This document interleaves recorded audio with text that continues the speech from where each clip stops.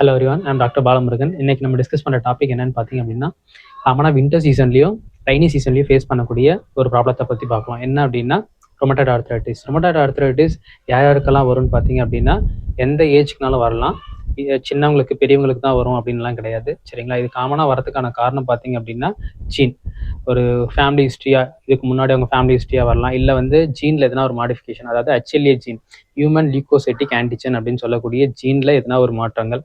நம்மளுடைய நோய் எதிர்ப்பு சக்தி இருக்குது இல்லைங்களா, அந்த நோய் எதிர்ப்பு சக்தி நம்மளுடைய நோய் எதிர்ப்பு சக்தியே அதுக்கு அகேன்ஸ்டாக ஒரு ஆன்டிபாடியை ப்ரொடியூஸ் பண்ணுது அப்படின்னாலும் அந்த மாதிரி வரலாம். இல்லை எதனா ஒரு இன்ஃபெக்ஷன்ஸ் மூலியமாகவும் வரலாம், சரிங்களா?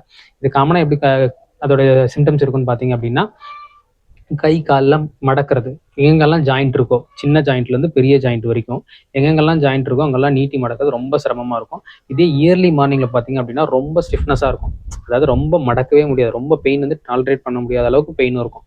யூரிக் ஆசிட் லெவல் இதில் ஜாஸ்தியாக இருக்கும். இதுக்கு காமனாக என்ன மாதிரி ஃபுட் அவாய்ட் பண்ணலான்னு பார்த்தீங்க அப்படின்னா, ஆயிலி ஐட்டம்ஸ் கண்டிப்பாக அவாய்ட் பண்ணி ஆகணும். ஸ்நாக்ஸ் பேக்கரி ஐட்டம்ஸ் சாப்பிட்றாங்க, இல்லை அதில் போண்டா பச்சி அந்த மாதிரி எதனா ஒரு ஃப்ரைட் ஐட்டம்ஸ் எதனா சாப்பிட்றாங்க அப்படின்னா கண்டிப்பாக அந்த விஷயத்த ஃபுட் ஐட்டம்ஸ் கண்டிப்பாக எவ்வளோக்கு எவ்வளோ அவங்க ஆயில் அண்ட் சால்ட் அவாய்ட் பண்ணுறாங்களோ அவ்வளோக்கு அவ்வளோ ரெக்கவரி ஃபாஸ்ட்டாக இருக்கும், சரிங்களா? இதுக்கான எக்ஸாமினேஷன் லேப் இன்வெஸ்டிகேஷன்ஸ் என்னென்னு பார்த்தீங்க அப்படின்னா ESR பார்க்கலாம், CRP பார்க்கலாம், இல்லை நம்ம போன் எக்ஸ்ரே மூலியமாகவும் இதை இன்ஃப்ளமேஷன்ஸ், அதாவது கை அந்த ஜாயிண்ட்லலாம் இன்ஃப்ளமேஷன்ஸ் இருக்கும், அதை வச்சும் கண்டுபிடிக்கலாம். நம்ம MRI எடுத்தும் இதை ஃபைண்ட் அவுட் பண்ணலாம். இல்லை நம்ம யூரிக் ஆசிட் லெவலை வச்சும் நம்ம காமனாக பார்க்கலாம். இல்லைனா ரொமட்டாய்டு ஃபேக்டர்னு சொல்லக்கூடியது வச்சும் நம்ம எக்ஸாமின் பண்ணலாம், சரிங்களா? இதெல்லாம் இதோட லேப் இன்வெஸ்டிகேஷன்ஸ். இதுக்கான ட்ரீட்மெண்ட் பார்த்தீங்க அப்படின்னா இப்போதைக்கு காமனாக போயிட்டு இருக்க ட்ரீட்மெண்ட் என்ன அப்படின்னா சிம்டமேட்டிக் ட்ரீட்மெண்ட் தான். என்ன மாதிரி பெயின் இருக்குது, இல்லை எந்தெந்த ஜாயிண்ட்ல இருக்குது, 5 to 6 இயர்ஸ் முன்னாடி ஒரு பேஷண்ட்டை ரெக்கவர் பண்ணி அனுப்பணும். இப்போ வரைக்கும் அவங்களுக்கு எந்த ஒரு சைடு எஃபெக்டும் இல்லாமல்,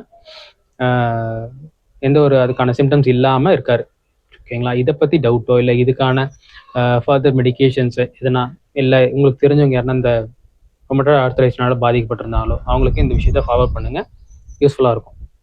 தேங்க்யூ.